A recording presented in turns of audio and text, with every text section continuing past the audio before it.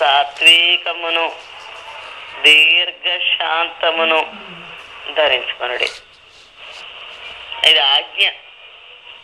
వ్యభిచరించొద్దు అన్న ఆజ్ఞ ఎలాగో, దొంగిలవద్దు అన్న ఆజ్ఞ ఎలాగో, వ్యభిచరించొద్దు అన్నాడని అమ్మో దేవుడు వద్దన్నాడు అని అది పెద్ద పాపం అని మనం అనుకుంటామండి.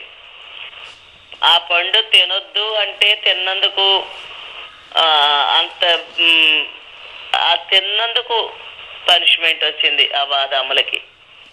అంచేత అది దొంగిలొద్దు అన్న ఆజ్ఞ ఎలాగో యేసు ప్రభు చెప్తున్నాడు, జాలి కలిగిన మనసు కలిగి ఉండండి, దయాళత్వం కలిగి ఉండండి, వినయం కలిగి ఉండండి, సాత్వికం కలిగి ఉండండి, దీర్ఘశాంతం ధరించుకోండి.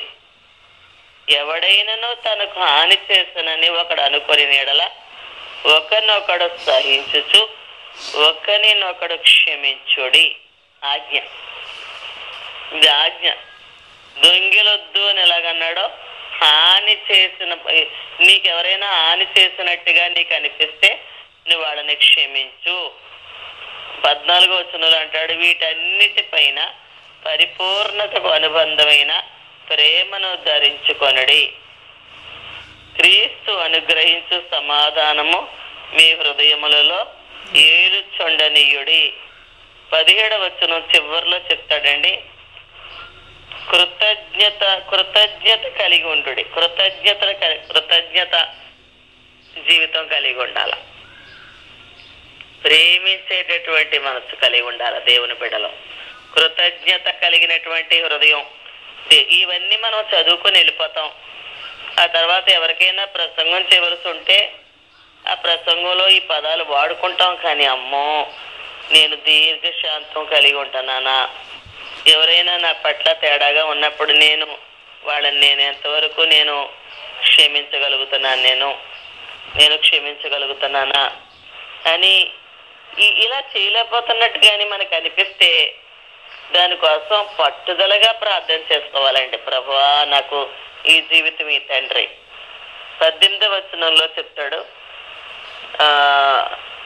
విధేయత కలిగి ఉండండి. విధేయత కలిగి ఉండండి. అన్ని విషయాల్లో కూడా దేవుడికి మనం అనుకూలంగా జీవించాలంట. ప్రతి విషయంలో కూడా హిజ్కియా రాజు అలాగా జీవించాడటండి, అనుకూలంగా. ఈ దినాల్లో భర్తల మీద డామినేట్ చేసేస్తున్నారండి ఎంతమందో స్త్రీలు. ఏం చేయలేకపోతున్నారు వీళ్ళని. ఎంత ఘోరం ఇది అంటాడు 18వ వచనంలో, భార్యలారా మీ భర్తలకు విధేయులై ఉండుడి, ఇది ప్రభువును బట్టి యుక్తమైంది. నేను కొంతమందిని చూస్తూ ఉంటాను, వాళ్ళు కొన్నిసార్లు ఏం చేయలేకపోతుంటారండి ఆ భర్తలో. నేను చూస్తూ ఉంటాను. ఆ తర్వాత అక్కడ వీళ్ళు జయించేస్తారు, కానీ ఆ తర్వాత వేరే వేరే పరిస్థితుల ద్వారా వాళ్ళు సఫర్ అయిపోవడం నేను చూస్తుంటానండి. లేకపోతే వాళ్ళ బిడ్డలు తిరిగి వాళ్ళ మీద తిరగబడిపోవడము, లేకపోతే అలాగ డామినేట్ చేసేసినప్పుడు వాళ్ళు అనారోగ్యాల ద్వారా సఫర్ అవ్వడము తప్పకుండా. ఎందుకంటే ఇది దేవుని ఆజ్ఞ. చాలా మంది ఈ దినాల్లో మరి నాకు అనిపిస్తుంది ఎంత స్పీడ్ అయిపోతున్నారు జనాలు. భయం లేదు, భక్తి ఉంటుంది కానీ జనాలకి మరి దేవుడి మీద సరైనటువంటి భయం లేకపోతుందండి. నాకు ఆ వాక్యాలు నా మీద ప్రభావితం చూపిస్తాయి. అయ్యే మీతో నేను పంచుకుంటున్నాను. నేను బైబిల్ గ్రంథంలో మరి ఎస్తేరు రాణి స్థానంలో ఉంది, కానీ తను రాణి స్థానంలో ఉండి తన కుటుంబం అంతా కూడా తను మరణానికి అప్పగించబడిపోయిన పరిస్థితుల్లో తన భర్తే. కానీ ఆ భర్తని అడిగే ముందు 3 దినాలు ఉపవాసం ఉండి ప్రార్థన చేసింది. అడిగేటప్పుడు అదేంటండి మీరు ఇలా చేసేసారు మీరు అని చెప్పి ఎంత దురుసుగా మాట్లాడడం చూస్తుంటాను నేను. ఎలా మాట్లాడిందో 7వ అధ్యాయంలో ఈ మాటలు చదివినప్పుడు మరి మన ధోరణి ఎలా ఉన్నదో మనం పరిశీలించుకుందాం. 7వ అధ్యాయం ఎస్తేరు గ్రంథం 7వ అధ్యాయంలో 3వ వచనం. అప్పుడు రాణి అని ఎస్తేరు ఇలాగ ప్రత్యుత్తరం ఇచ్చిన, రాజా, నీ దృష్టికి నేను దయ పొందిన దానినైన ఎడల రాజువైన తమకు సమ్మతి అయితే నా విజ్ఞాపన బట్టి నా ప్రాణమును, నా మనవిని బట్టి నా జనులను నాకు అనుగ్రహించబడుదురుగాక. సంహరించబడుటకును, హతము చేయబడి నశించుటకును నేనును నా జనులు కూడా అమ్మబడిన వారము. మేము దాసులుగాను దాసురాండ్రుగాను అమ్మబడినడలు నేను మౌనముగా నుందును. ఏలయనగా మా విరోధిని తప్పించుకున్నట్టుకే మేము రాజువగు తమరిని శ్రమపరుచుట యుక్తం కాదు. ఎలా మాట్లాడిందో ఆ రాజు దగ్గర చూసారా? ఆ రాజు దగ్గర ఎలా మాట్లాడిందో తను.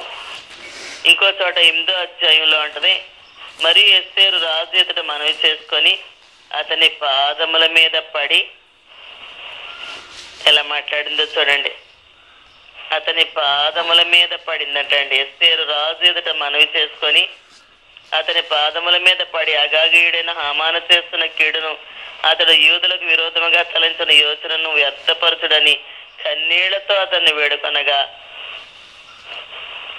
5వ వచనంలో మాట్లాడితే, రాజువైన తమకు సమ్మతి అయిన ఎడల తమ దృష్టికి నేను దయ పొందిన దానినైనా రాజువైన తమ ఎదుట ఈ సంగతి యుక్తముగా తోచిన ఎడల తమ దృష్టికి నేను ఇంపైన దాని ఎడల రాజువైన తమ సకల సంస్థానాల్లో నుండు యూదులను.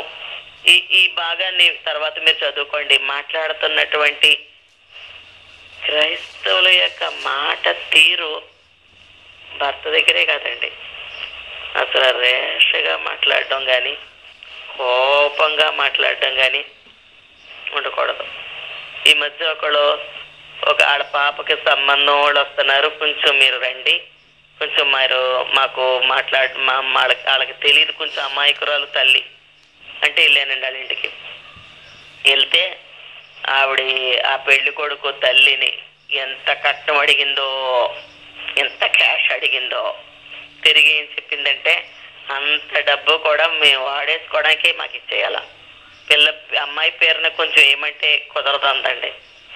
సరే మేమన్నాం, ఆవిడ అడిగినంత క్యాష్ కాదు కానీ కొంచెం తగ్గించి ఎంత ఇస్తారు, ఫస్ట్ అన్నా మా పాప పేరును కొంచెం వేయండి, కనీసం 3 lakhs వేయండి, పని మిగిలిన మీరు ఖర్చులకు వాడుకోండి అంటే అలాగా కుదురుద్ది.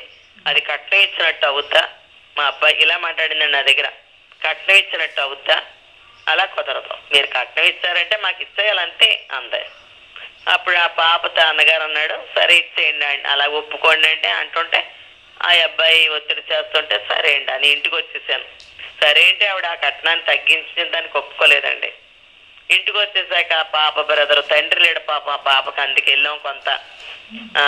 ఆ పాప బ్రదర్ మళ్ళీ చెప్పాడు, ఇంకొక 1 లక్ష ఇస్తామని చెప్పండి అంటే ఇంకొక 1 లక్ష ఇస్తామండి అని చెప్పానండి ఫోన్లో.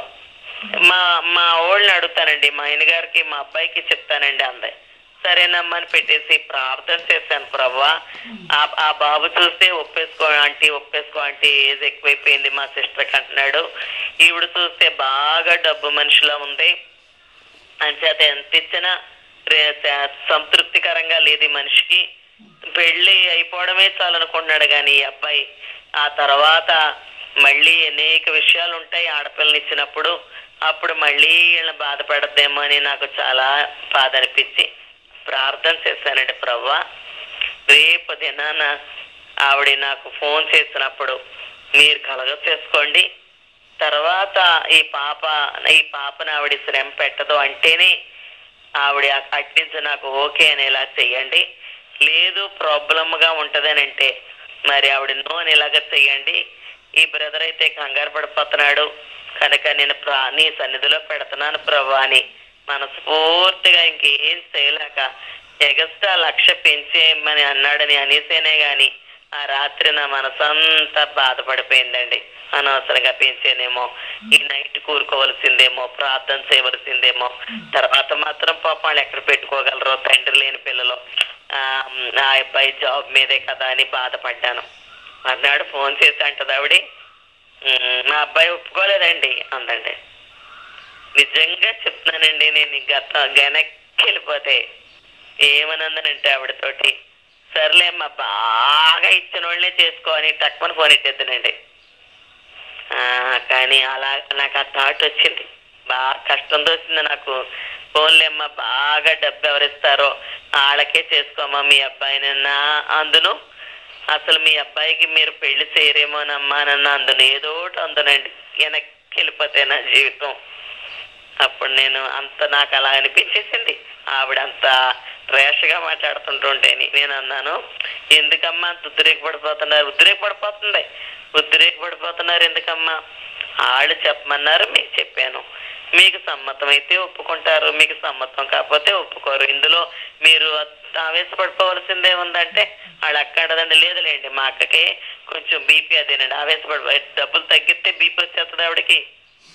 అప్పుడు అన్నాను అన్నమాట అండి, ఫోన్లే అమ్మా సరేలేండి అని ఫోన్ పెట్టేశానండి. ఇంకంతే అనేసి ఫోన్ పెట్టేశానండి. లేకపోతే నేను చిన్న మాట అందనండి, మీ అబ్బాయికి మీరు పెళ్లి చేయరండి ఇంకా అని ఫోన్ పెట్టేద్దాం. అలా అయితే ఆవిడకి నాకు సమాధానం పోతుందని, పోనీలే మళ్ళీ నా సాక్ష్యాన్ని ఎందుకు పాడు చేసుకోవాలని పెళ్లి చేయవమ్మా అన్న మాట కూడా నేను అనకుండా ఉండిపోవడం జరిగిందండి. అంచేత దేవుని బిడ్డలమైనటువంటి మనం మన జీవితాలలో అవతలో ఎంత ఫోర్స్ చేస్తున్నప్పటికీ మన మాట తీరులో కూడా మార్పు రాకూడదని దేవుడు ఆశపడుతున్నాడు. అలాగే అబిగయీలు జీవితంలో సుబుద్ధి గలదని చదివానండి.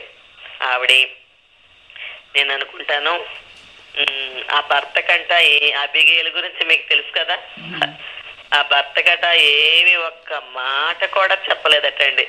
అమ్మ ఆ పనుడు చెప్తాడు, హలో వినబడుతున్నాయి కదండి నా మాటలో, వినబడుతుందండి. ఆ పని మీకు తెలుసు కనుక షార్ట్ కట్ లో చెప్పేస్తున్నాను.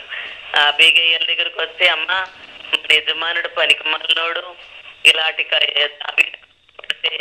వాళ్ళు తిరిగి పంపించేశాడు అని చెప్పి నువ్వేం చేయాలో జాగ్రత్తగా ఆలోచించుకోమ్మా అండి. మనమైతే నేను అనుకుంటాను గబగబా ముందు భర్త దగ్గరికి వెళ్ళిపోయి ఆ కర్తవ్యం ఏంటో ఆలోచించుకోకుండా ఇలా చేస్తావా అని చెప్పి గొడవ పెట్టుకుంటారు. కొంతమంది స్త్రీలు అలా ఉంటున్నారు. కానీ అలా వాళ్ళ దగ్గరికి వెళ్ళి ఆ విషయాన్ని మాట్లాడకుండా మొట్టమొదటి ఏం చేయాలని ఆలోచించిందండి. అవి ఏదైనా శాంతి పరచాలా, గబా ఏమేం చేయాలో అన్నింటినీ ఏర్పాటు చేసుకొని ఈ కుటుంబం మీదకి వచ్చి ఒక మగపిల్ల కూడా లేకుండా చంపక మునిపే ఆ దావీదు దగ్గరికి వెళ్ళి దావీదు పాదాల మీద పడి, ఏలినవాడా ఈ తప్పు నాదిగా ఎంచంటదండి. ఆ మాటలు చదువుతుంటే నాకు ఎంత అద్భుతం అనిపిస్తాయో. ఈ ఏలినవాడా ఈ తప్పు నాదిగా ఎంచు. మోషే కూడా ఇశ్రాయేలీయుల విషయంలో అలాగే సాగిల పడతాడండి. ప్రభువా ఆ ప్రేమ ఉంటుందంటారా క్రైస్తవుల్లో అనిపిస్తా నాకు. తప్పుకో వాళ్ళంత చూస్తానంటాడు దేవుడు. ఒకసారి సాగిల పడ్డాడట మోషే. మిరియాం విషయంలో కూడా దేవుని దగ్గర సాగిల పడ్డాడని చదివానండి. అలాంటి ఎటువంటి వ్యక్తిత్వం ఉంది మనకి? మన భక్తి యొక్క సారం ఏంటంట? ఎంతమంది ఆ ప్రభువా జీవ గ్రంథంలో నా పేరున్న తుడితే గాని ఇశ్రాయేలీయుల నాశనం చేయొద్దు ప్రభువా అని మోషే అడిగాడంటే అటువంటి భారం ఉంటుందా మనకి? చెప్పడం మట్టికేనా ప్రజలకి? ఎంతమందిలో ఈనాడు నాకు అనిపిస్తుంది, ఎంతమందిలో ఈ భారం ఉంది. అబ్రహాము సొదొమ గొమొర్రా పట్టణాలను నాశనం చేసేస్తానని దేవుడు దూతలు వచ్చి చెప్పినప్పుడు ఎలా ప్రార్థన చేశాడండి అబ్రహాం వాళ్ళ కోసం. మనం అలా ప్రార్థన చేయగలుగుతున్నామా? ప్రభా ధూళిని దుమ్ముని కోసం అడుగుతున్నాను ప్రభా, 10 మంది తగ్గిపోతే తండ్రి కాపాడవా ప్రభా. అలాగా నేనేం చెప్తున్నానంటే నిన్నునే నీ పొరుగు వారిని ప్రేమించని చెప్తున్నప్పుడు మన యొక్క ప్రేమ ఎలాగుందో దేవుడు మన హృదయాన్ని చూస్తాడండి. మీకా గ్రంథంలోంచి మీకు ఒక మాట జ్ఞాపకం చేస్తాను. మీకా గ్రంథం 6వ అధ్యాయంలో ఉంటది. 6వ అధ్యాయం 6వ వచనం నుంచి, ఏమి తీసుకుని వచ్చి నేను యెహోవాను దర్శించును, ఏమి తీసుకుని వచ్చి మహోన్నతుడైన దేవుని సన్నిధిని నమస్కారం చేతును, దహన బలులను ఏడాది దొడలను అర్పించి దర్శించిన వేల కొలది పొటేళ్లు వేలాది నదులంత విస్తారమైన తైలం ఆయనకు సంతోషం కలగచేస్తున్నా, లేకపోతే నా జ్యేష్ఠపుత్రుని నెత్తిన ఏమి ఏమి తీసుకుని వచ్చి నేను యెహోవాను దర్శించును. ఈ మాటలు నాకు చాలా ఇష్టం అండి. ఇవి నా మీద ప్రభావం చూపిస్తుంటాయి. ఈ వాక్యాలు అయ్యే నేను మీలాంటి వాళ్ళతో షేర్ చేసుకుంటాను ఆయా సందర్భాల్లో. ఏం పట్టుకొని దేవుడిని సంతోష పెడతాం. మనం అనుకుంటాం దేవుడికి అలాగిచ్చాం ఇలాగిచ్చాం, లేకపోతే మందిరం కడుతుంటుంటే ఇంత డబ్బు సహాయం చేస్తాం మనసులోనన్నా అనుకుంటాం, బయటికి చెప్పకపోయినా సరే. దేవుడు దేవుడిని ఇష్టపడుతున్నాడో కిందకు వస్తే చెప్తాడు 8వ వచనంలో, మనుష్యుడా ఏది ఉత్తమమో అది నీకు తెలియచేయబడి ఉన్నది. న్యాయంగా నడుచుకున్నటయో, కనికరాన్ని ప్రేమించుటయో, దీన మనస్సు కలిగి నీ దేవుని ఎదుట ప్రవర్తించుటయో, ఇంతే కదా యెహోవా నిన్ను అడుగుతున్నాడు. దీన మనస్సు ఉందా? దీన మనస్సు కలిగి ఉంటున్నామా మనం? దేవుడిది అడుగుతున్నాడంట. వేలాది నదులంత విస్తారమైన తైలం ఇచ్చేదానికన్నా. యెషయా గ్రంథంలో అంటాడు, నీ బలులు నీ దహన బలులు నేను అసహించుకుంటున్నాను. దేవత నా దగ్గరికి ఏం చదివానండి ఉదయం, నిన్న ఉదయం చదివాను యెషయా గ్రంథం 1వ అధ్యాయంలో అనుకుంటాను. తేవద్దు నిన్న నా ఆవరణలోకి నేను రమ్మన్నవాడెవడో. ఒక దినం ఇలా విని వాక్యం అలా వదిలేసుకొని వెళ్ళిపోయామనుకోండి, ఒక రోజు ధవళ సింహాసనం దగ్గర నిలబడవలసిన రోజు ఒకటి ఉంది. మన అందరం అక్కడ నిలబడాలా. ఆ దినాన ప్రభువా నేను నీ కోసం అలా చేశాను ప్రభువా, మందిరం కట్టిస్తుంటే 3 లక్షలు ఇచ్చాను ప్రభువా, అక్కడెక్కడో స్థలం కొనిచ్చాను ప్రభువా, లేకపోతే నా సొంత స్థలాన్ని వాళ్ళు ఎవరో ఆలయం కట్టుకుంటానంటే ఇచ్చాను ప్రభువా, నేను ఆళ్ళకి చెప్పాను వీళ్ళకి చెప్పాను అని అంటారటండి యేసు ప్రభు దగ్గరికి నిలబడి జనాలు. కానీ దేవుడు చెప్తున్నాడు, మనుష్యుడా ఏది ఉత్తమమో అది నీకు తెలియచేయబడినది, న్యాయముగా నడుచుకున్నటయో.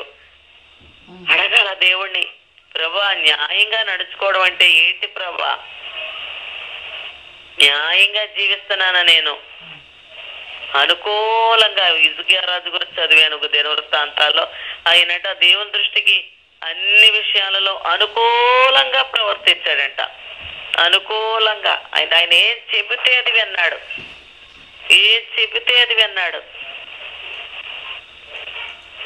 దేవుడు ఇది చేయమని చెబితే, మా ఇంట్లో పాప ఉందని చెప్తుంటాను మీతోటి, ఆ పాపకి ఒక పని చెప్పాను అనుకోండి, ఇంకోటి వెళ్ళి చేస్తుంది అనుకోండి, అది ఇంట్లో పనే. కానీ నాకు ఏది అవసరం? నేను ముందు ఇది చెప్పాను కదా నీకు, అది అక్కడికి వెళ్ళి పెట్టి అంటాను ఒక్కోసారి. అప్పుడు అనుకూలంగా చేసినట్టు కాదు. అది ఏది చెప్తే అది తక్కువ చేసినా నాకు అనుకూలంగా చేస్తే నేను ఎక్కువ హ్యాపీ అవుతాను. దేవుడు కూడా అంతే. నువ్వు 100 పనులు చేస్తానని శ్రద్ధపడిపోవచ్చు, కానీ మనం ఆయన ఏం చెప్పాడో అది చెయ్యాలి. మనం ఒక పాట ఉంటదండి, నీ పాదముల చెంత చేరి నీ చిత్తంలో నేను అంటాను మా పాపతోటి, ప్రార్థన అంటే ఏంటనుకుంటున్నావు?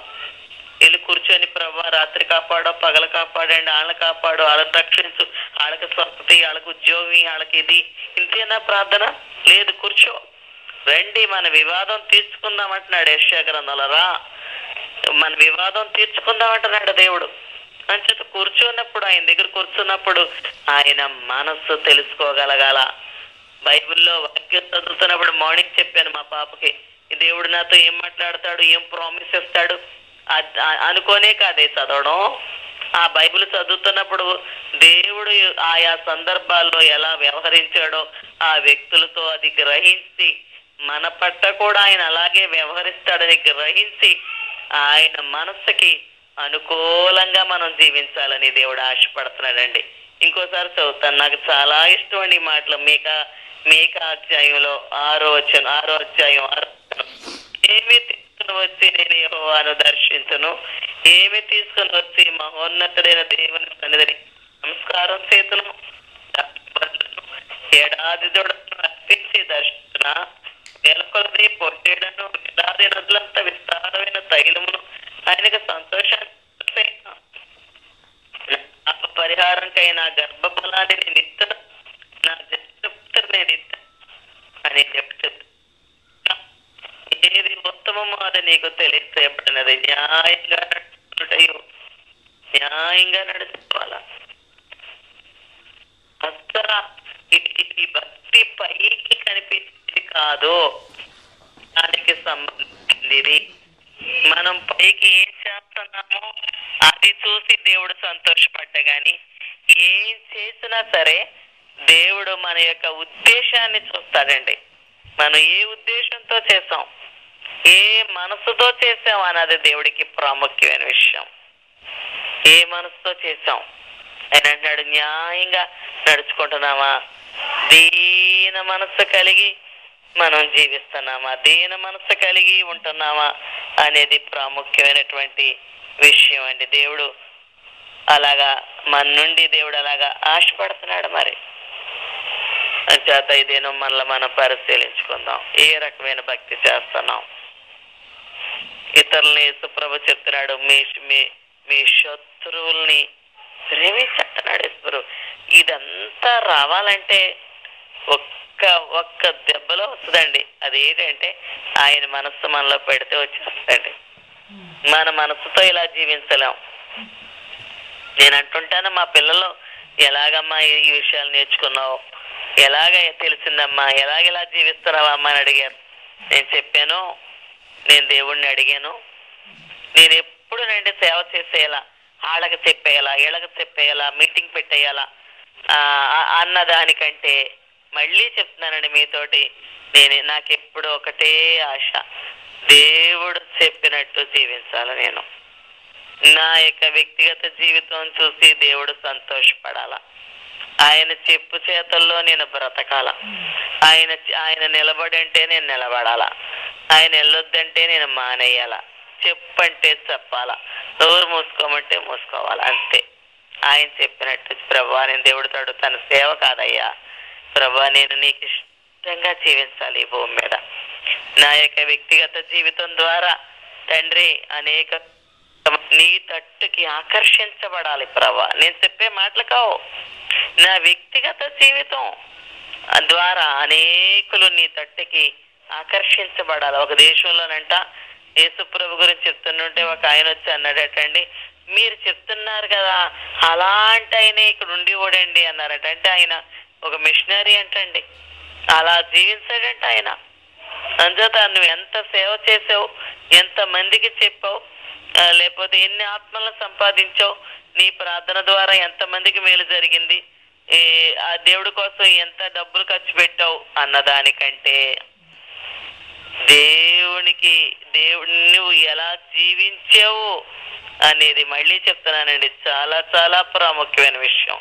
ఇందాక మీకు ఒక వాక్యం చెప్పాను నేను, బలులు అర్పించిన దానికంటే కూడా, రొమ్మలు అర్పించిన దానికంటే కూడా పొరుగు వారిని పట్ట, ఇందాక చెప్పాను కదా ఆ కృపమణి ఏం చేసిందో. ఇంకా మీకు టైం అయిపోద్దని నేను పూర్తిగా డీటెయిల్ గా చెప్పలేక షార్ట్ కట్ లో చెప్పేశానండి. నాకు ఆ సరదా అయిపోతుందండి తను చూస్తుంటుంటేని. ఎంతమంది పెద్ద పెద్ద సేవకులు, పైకి ఒక పేదరాల్లాగా కనబడద్ది, వస్తువులు కూడా వేసుకోదండి ఆవిడ ఏమీని. ఒక పేదరాలే, నిరుపేద ఆవిడ. కొన్ని సంవత్సరాల నుంచి ఆ రెంట్ మేము పే చేస్తూ ఆవిడకి జీవనోపాధికి కావాల్సిన చూసేవాళ్ళవి. రహస్యంగా ఎంత భక్తి చేసిందా, ఎంత సేవ చేసిందా అనిపిస్తుందండి నాకు. ఆడ పాప పెళ్లి టైంలో ఆవిడ ప్రార్థన ద్వారా మేలు పొందిన వాళ్ళు అనేక మంది ఆర్థిక సహాయం చేశారు, బట్టల ద్వారానైతే మనీ ద్వారా. అప్పుడు బయటకు వచ్చిందండి ఇదంతాను. చూడు, ఎవరో ఒక అనామకురాలు ఎక్కడో కనబడింది, తనకు అప్పు ఉంది, కూతురు పెళ్ళయింది, ఎన్నో అవసరాలు ఉన్నాయి ఇంకా కుటుంబంలో, ఫ్యామిలీలో. ఆ అమ్మాయి ఎవరో చెడ్డ జీవితాన్ని జీవించి అప్పు తీరుస్తున్నాను అన్నప్పుడు ఇవిడ ఎంతగా కరిగిపోయి, అమ్మా ఇవిడ డబ్బులు లేకుండానే అమ్మా నీకు తీరుస్తానని హామీ ఇచ్చి ఆవిడని యేసుప్రభు తట్టుకు నడిపించేసి ఈవిడికి మీరిచ్చిన డబ్బులు తీసుకెళ్ళి మళ్ళీ ఈవిడిని తీసుకొని ఆ ప్రాంతం వెళ్ళి, రమణిపేట అండి ఆ ప్రాంతం వెళ్ళి వాళ్ళకి డబ్బులు కట్టి ఈవిడ్ని ఆ కాడిమ్మోకు నుంచి విడిపించి తీసుకొచ్చిందంట. దేవుడు అంటున్నాడు, సర్వాంగ హోమాలు అర్పించిన దానికంటే, బలులు అర్పించిన దానికంటే ఆ పొరుగు వాని పట్ల ప్రేమ అంత గొప్పదటండి. మంచు సమరయుడు స్టోరీలో కూడా ప్రభు చెప్పాడు, నీవును పోయి అలాగే చేయమంటాడండి చివరిలో తోటి. ఎలా ఉన్నాం ఇదే నాన్న? దేవుని ఎదుట దీన మనస్సు కలిగి కనపడుతున్నాం ఆయనకి. ఆయన మనం చూస్తాడే, ఆయన కన్ను మనల్ని చూస్తుంది. మనం చర్చిలో కనబడతాం కానీ ఇంటి దగ్గర మనల్ని ఎవరు చూడరు, మనం ఎవరికి కనిపించాం. కానీ ఆయన కన్ను మనల్ని చూస్తుంది. ఎలా జీవిస్తున్నామో, ఎలా తలంస్తున్నామో, ఎటువంటి మనసుతో కార్యాలు చేస్తున్నామో, దీన మనసు కలిగి ఉన్నామా, కనికరాన్ని కలిగి ఉన్నామా, జాలి కలిగి ఉంటున్నామా, మృదువైన స్వభావం ఉందా మనకి, సాధువైనట్టు మృదువైనట్టు ఆ యొక్క స్వభావం అంట దేవుని దృష్టికి మిగుల విలువ గలదటండి. క్రిస్టియానిటీ అంటే ఇదేనండి. యేసు ప్రభు ఇటువంటి జీవితాన్ని మనం జీవించినప్పుడు ఎందుకు చేయడండి అద్భుతాలు.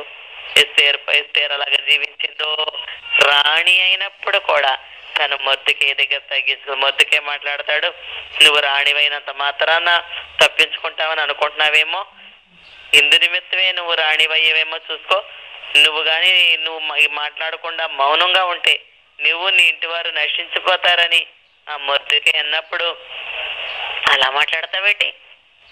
నీకేం చెప్తున్నాను నేను? రాజుగారు నా దగ్గరికి వచ్చి నెలది 30 దినాలు అయిపోయిందని చెప్తున్నాను కదా. రాజుగారు అనుమతి లేకుండా ఆయన దగ్గరికి వెళ్తే ఆయన దండం చెప్పకపోతే మరి మరణదండనే అని చెప్పాను కదా. అర్థం అవదేంటి నీకు నేను మాట్లాడుతుంది? ఎందుకంటే రాణి అయిపోయింది కదా. ఎంతమంది అలా మాట్లాడతలేదండి ఈ దినాల్లో? అర్థం కావట్లేదా? నేను చెప్తుంది నీకు అర్థం కావట్లేదా? అలా అనలేదండి ఆవిడ ఏం చెప్పిందంటే మొద్దుకే ఎలా మాట్లాడినప్పుడు, అయితే మీరందరూ మా కోసం ఉపవాసం ఉండండి, యూదులందరూ ఉపవాసం ఉండండి, నేను నా చెలికత్తలు ఉపవాసం ఉంటామని అలాగా సమాధానం చెప్పింది మొర్దెకైకి.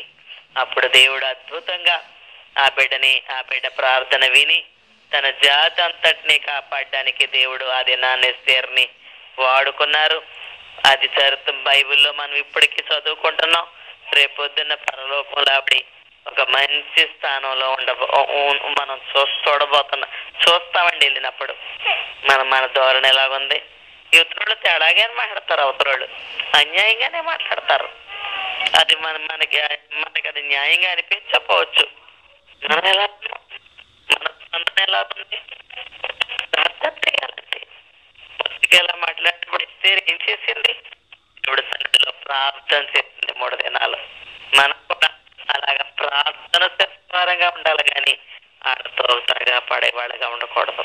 బిడ్డల దగ్గర కూడా రేషగా మాట్లాడకూడదు. ఎవరి దగ్గర కూడా దేవుని బిడ్డలమైన మనం గట్టిగా మాట్లాడకూడదు, కోపడకూడదు. ఇందాక అన్నాను కదా, ఆవిడతోటి బాగా డబ్బిస్తున్నా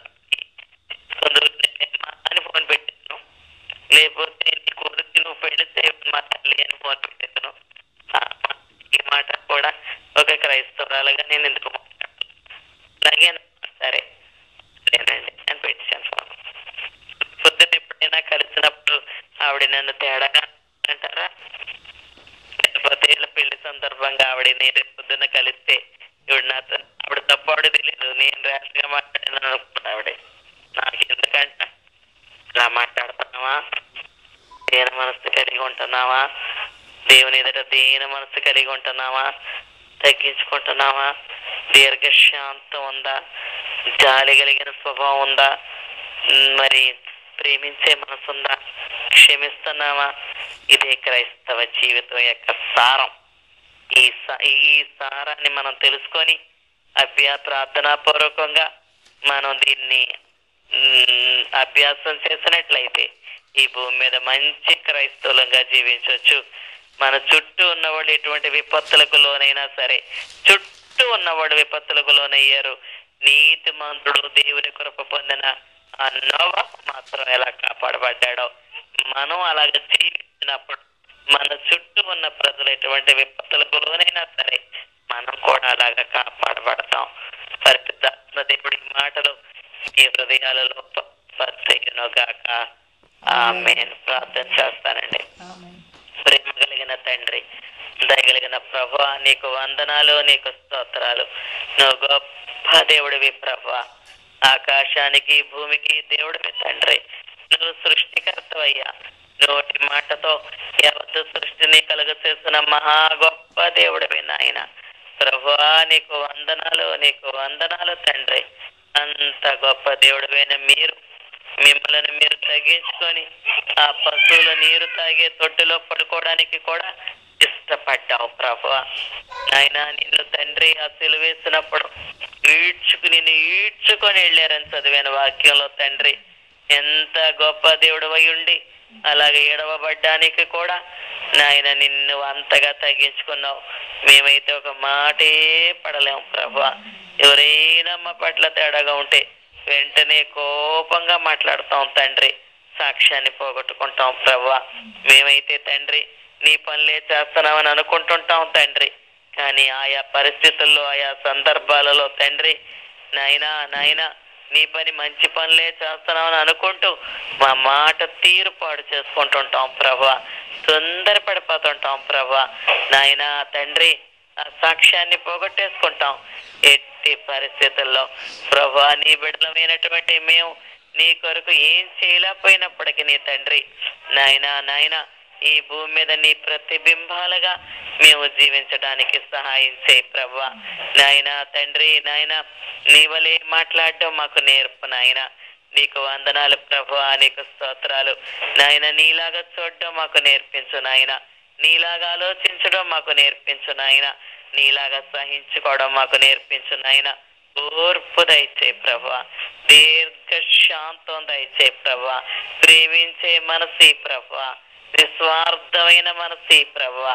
ఓ గొప్పలకి తండ్రి మేము మాకు పేరు రావాలని ఆశపడిపోని వద్దు తండ్రి. మా జీవితం అంతట్లో కూడా మమ్మల్ని మేము తగ్గించుకుంటూ మిమ్మల్ని హెచ్చిస్తూ నాయన మా యొక్క వ్యక్తిగత జీవితాలు ఇతరులకి ఏ మాత్రం కూడా అభ్యంతరంగా ఉండకుండా తండ్రి మా బంధువులకి, మా ఇరుగు పొరుగు వారికి, మా బిడ్డలకి, మా యజమానులకి, అయ్యా మా బంధువులకి, మా యొక్క సంఘానికి కూడా మేము తండ్రి క్రీస్తు వలె మంచి మాదిరి చూపించడానికి మాకందరికీ సహాయం చేయండి. ఇదిగో మావిస్ గారిని, అలాగే సునీత బన్నీని, అలాగే పెర్సిస్ గారిని, ఇక్కడ తండ్రి ఈ యొక్క కొడుకులో ఉన్న ప్రతి బిడ్డని కూడా ప్రభు నీ హస్తాల్లో పెడతాను. ఈ బిడ్డలు ఎవరో నాకు తెలియదయ్యా ప్రభు, ఈ బిడ్డలు ఎవరో నాకు తెలియదు తండ్రి.